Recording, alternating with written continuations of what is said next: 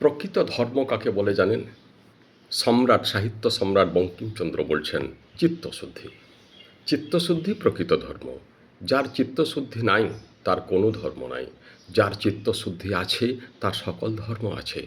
যার চিত্তশুদ্ধি আছে সে প্রকৃত হিন্দু, প্রকৃত মুসলমান, প্রকৃত বৌদ্ধ, প্রকৃত খ্রিস্টান, প্রকৃত নিহিলিস্ট, প্রকৃত পজিটিভিস্ট, প্রকৃত বৈষ্ণব, প্রকৃত ফিলান্থ্রপিস্ট, প্রকৃত শৈব।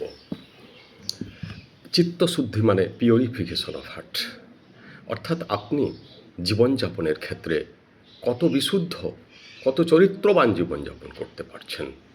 অর্থাৎ আপনি আমাদের যে রিপুগুলো সেগুলোকে কতটা অবদমিত করতে পেরেছেন, ডিপ্রেস করতে পেরেছেন রিপুগুলোকে, এবং মাইন্ড কন্ট্রোল করতে পেরেছেন। সম এবং দম করতে পেরেছেন। সম মানে হচ্ছে মনের শান্তি, আর দম মানে হচ্ছে দমন করার শক্তি, অর্থাৎ ইন্দ্রিয়গুলোর দমন করার শক্তি।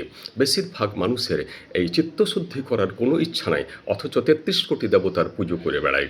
একে বলা হয় আসুরিক ধর্ম। এই আসুরিক ধর্ম অনেকেই পালন করেছিলেন।